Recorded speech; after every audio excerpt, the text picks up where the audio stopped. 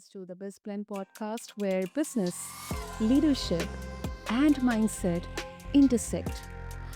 Now, listeners, today's topic and the guest is incredible for all of us. We have talked about so many different forms of leadership in the entrepreneurial context or business context. But today we are talking about self leadership. And my guest is the incredible Dr. Fredah Mainah, a self leadership coach, speaker, author, and founder of Rainbow Ono Sanctuary. Now, with decades of experience as a professor and consultant, Dr. Mainah empowers individuals and teams alike to lead from within, inside out, with clarity, courage, and purpose.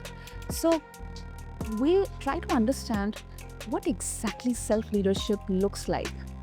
Why does it matter in today's chaotic, noisy world?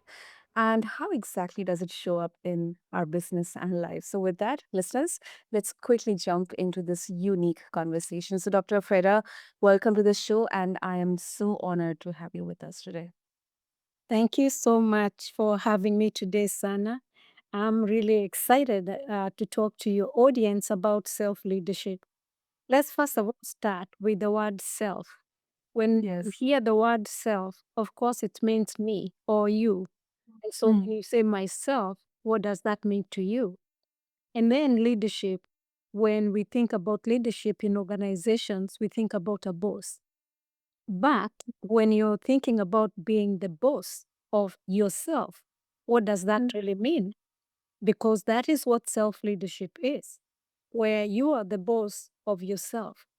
But you're not a boss of yourself in the way we see leadership in organizations.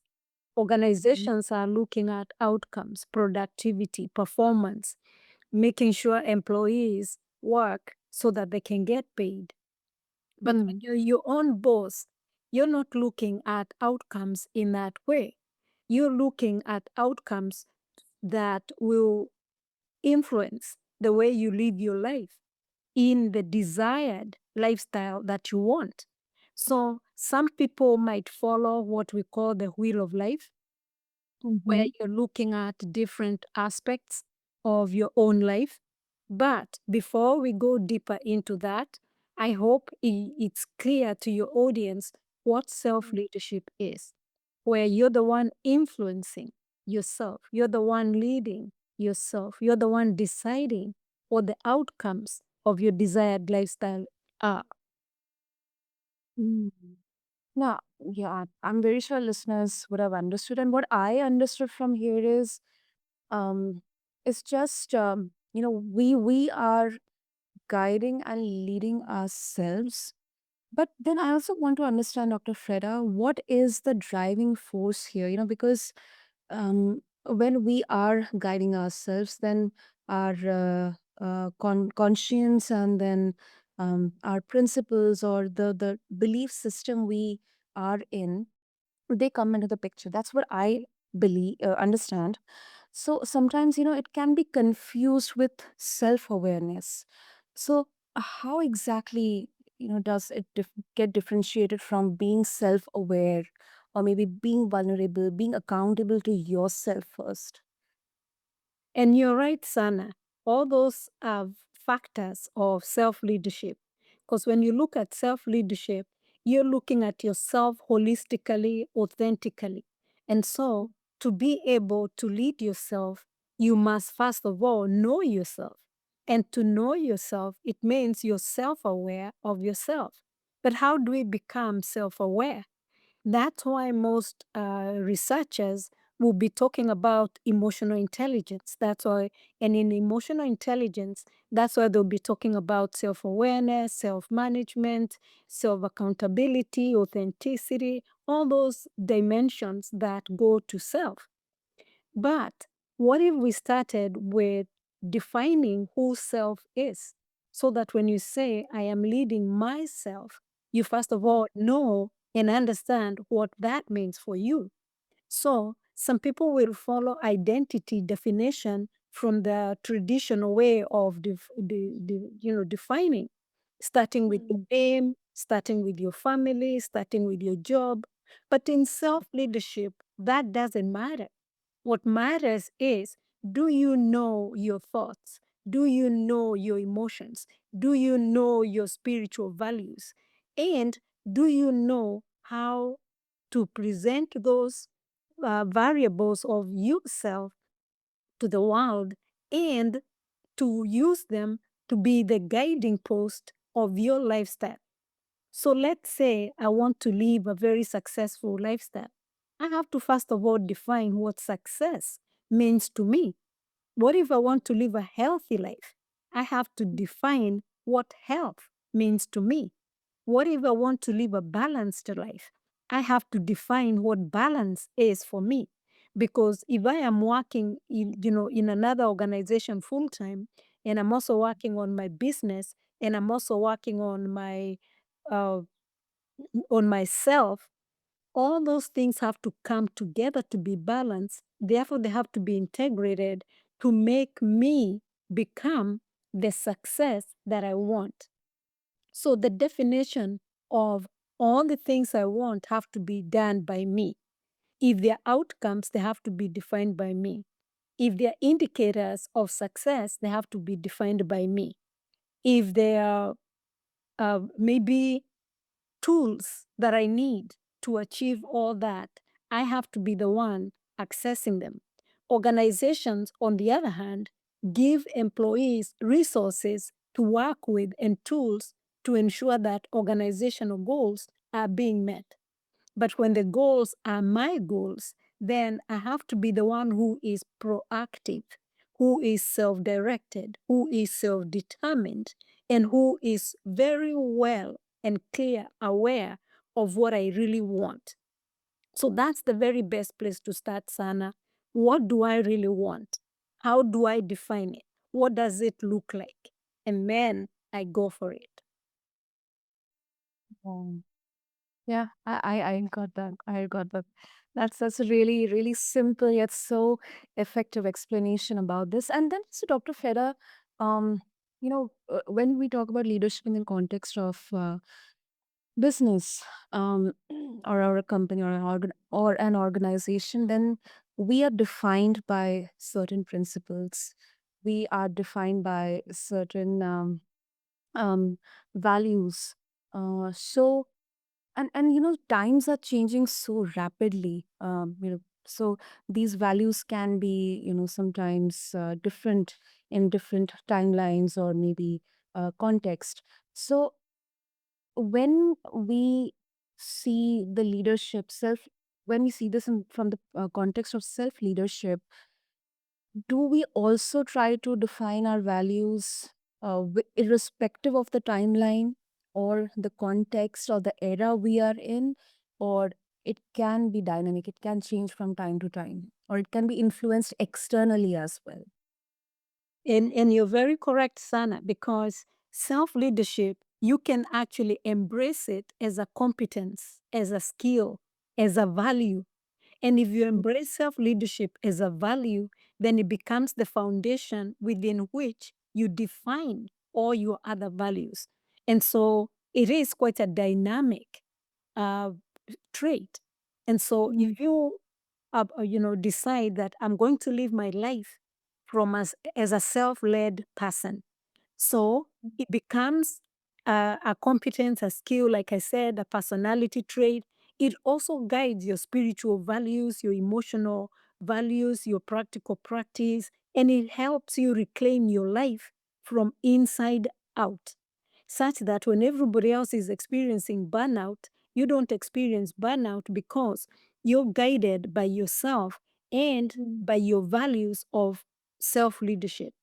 And therefore, it has a way of reawakening and remembering not who you are, because that one, the culture will remind you who you are, but reminding you of what you are. And when you focus on what you are, then you realize you are like energy, you're like a vibration, you're like a frequency. All those ones never burn out, they never run out. So it doesn't matter about the context or the timeline, because energy has always existed. It has Yeah. always existed with a signature frequency or vibration. And once we discover our own personal frequency or vibration, and then realize we are also like energy, therefore, we become even more powerful because we have realized and tapped into ourselves, that area in ourselves that traditional, well, school or culture doesn't Mhm. teach us. And then you start now finding information that will help you understand even more how to live from that place of self knowledge at that level. Mm. I think one thing definitely I have realized right now, from your explanation is I was really wrong to see self leadership only from the context of our career or our professional achievements. I think the perspective is so larger than only the work or the profession side. I think, this is a very holistic perspective that we have to look at when we talk about self leadership. And you're correct about it being holistic because, Yeah. as you can see, it touches every aspect of our lives. And when you Mhm. make it a daily practice, then it influences all the decisions you make. And it also increases your resilience, your courage, how you show up in life. And it also balances your emotions, and you become so emotionally intelligent. And if you look up emotional intelligence, the way it has been presented by people like Goldman, then you Mhm. see, oh, wow. Then, if I'm emotionally intelligent, I can achieve more. I can be more resilient. I can make better decisions because I'm self managing. I am self aware. And I am starting to know myself. And now you start looking for tools that can help you do that and become that. Yep, you're right. You're right, Dr. Freda. Okay, wow. So, Dr. Freda, before diving further deep into self leadership, what exactly were those moments or experiences that brought you into this world of exploring self leadership? I mean, if you can share a bit of your journey to with all of us. Oh, thank you so much for saying that. I am so excited to share my story. I want to first of all tell your audience that I was born in a country that wasn't free. We were still colonized. I was born not free myself. And then I started to notice as I was growing up, even when I was in primary school, that we were rebuilding from nothing with nothing. The country that had colonized us was not even helping us. But one thing that they had opened up and that our government was starting to open up was education. And even girls who weren't allowed to go further in education were now being given the opportunity to go further in education. I was also lucky that my parents said, whoever is interested in that opportunity of education, they will support. And so I decided to embrace education. I had realized when I was, like age 10, how I loved to read. And so I kept reading. And then I did not see any person that I could go to and ask, how do you navigate a world where you have just become free from colonization? You have just been allowed to go to school. We have just been allowed to start using our land. How do you Mhm. navigate that? I did not have anybody I could go to because everybody was struggling with that. Everybody was navigating that. But I started to notice in my life, young as I was, that whenever I chose to do something a certain way and believed in it, it worked. And so, with retrospect, I can say that I started becoming self led, especially when I was in high school. There was nobody to guide me on to choose what subjects to study for university because, no, I mean, we were among the first ones who were doing that. And so it was like, okay, I'm going to listen to my heart and I'm going to ask myself, how do I want to show up in the world? And I remembered my parents when they allowed me to go to school. And I said, I'm going to be the best teacher so that others can also have this opportunity that I have had. And whenever I show up, I'm going to be showing up as a pioneer, as a trailblazer. And I'm going to believe in whatever I do because there hasn't been any precedent for me. And so I used that thinking, I used that feeling, I used that rationale, I used that critical thinking to help myself, but to also help others. And after that, many decades later, here I am. I went to do my PhD in organizational leadership, and I decided to focus on self leadership as an area of study. And then I realized it was just helping me reflect on all the things I have done, how far I have come. And it was all because I became self determined, self directed, and self led. And Doctor Dr. Mainah, being among the first to study in a free country after colonial rule, it is no small feat. I mean, it's such a powerful reminder of what opportunity means when a generation steps into freedom. And when I was listening to your story, I couldn't help but reflect on my country's own journey post independence. Our generations, our parents, our grandparents, they had walked similar paths of reclaiming education, leadership, and identity beyond the colonial system. So it's definitely a shared story across continents. And I think this makes today's conversation about self leadership even more profound. Thank you so much, Sana. Especially the fact that you said profound.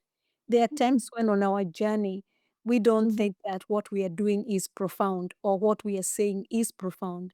Even the work you're doing, according opportunity for some of us who are not seen or heard to come to your podcast and be heard is profound in itself. And I am really, really grateful. And when you're living life day a day at a time, one challenge Mhm. after the other.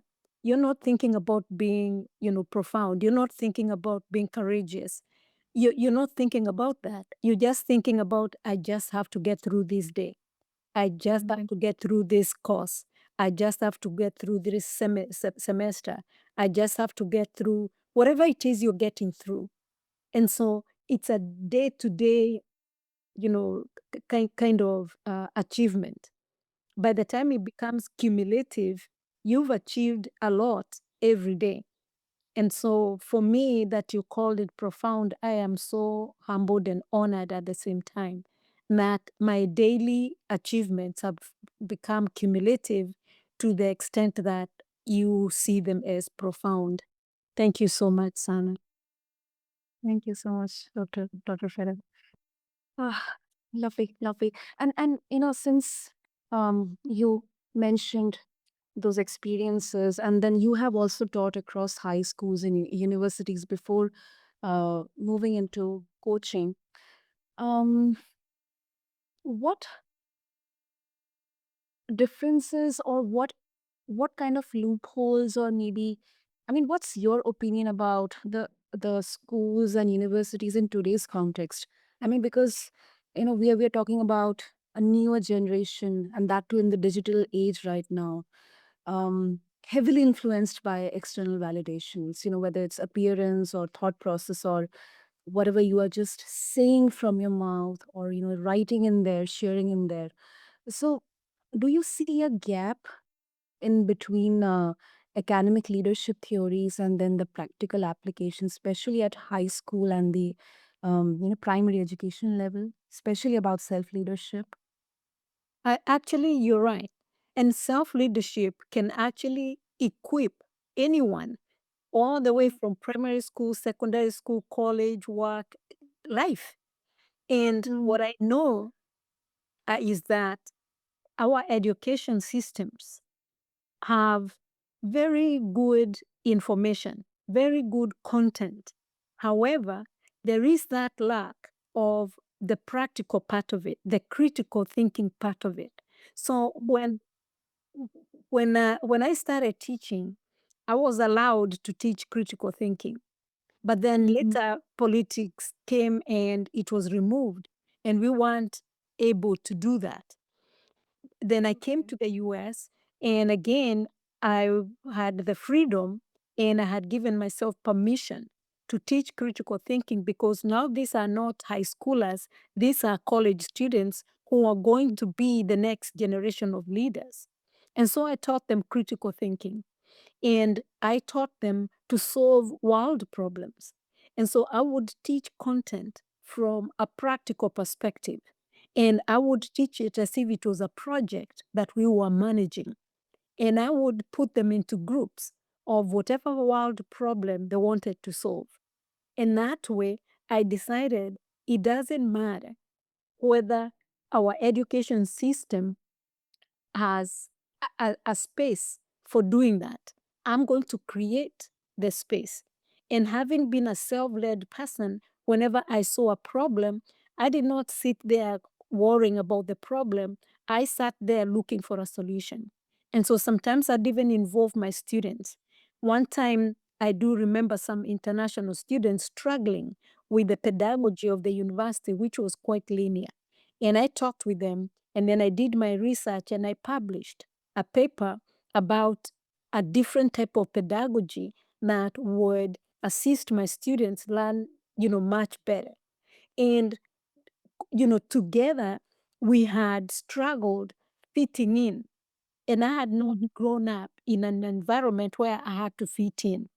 Now I was struggling with an environment where everybody wants to fit in. And that's what you are speaking to, Sana, where because we all want to be validated, and the validation is based on metrics that are not for personal development, they are for producing employees. So labor economics will clarify that when an economy, whether it is in any country anyway, what they're looking for is to sustain the pipeline for employees. And that's a good goal for a country. But is it a good goal for me? I want to be a good employee, yes. But I also, number one, want to be the best version of myself. And therefore, I have tapped into education for content. I have tapped into education for structure. But when it comes to values, I define them from my self led and self determination context. And therefore, the gap you're talking about is there. But should we sit there worrying about the gap? Look at AI, for instance. AI has come from those kind of gaps that you're talking about. You look at a gap and then jump in and become the pioneer of solving that gap. That's a very good point made, Dr. Fred. Very well made. Oh, great. So, unfortunately, in the interest of time, Dr. Freda, before we wrap up, if our listeners would like to connect with you and explore how to approach self leadership, how to understand it first, and then embark upon this path to embrace it, to get in deep into self leadership, what's the best way to do that? Well, if they just type my name on Google, they'll find me. Or on LinkedIn, they'll find me. Social media, just type my name, they'll find me. But the best way is to go to um, maybe my YouTube channel.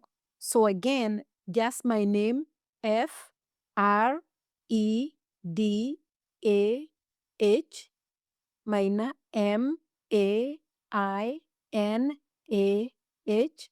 Just type my name and they'll be able to find a way that they can connect with me.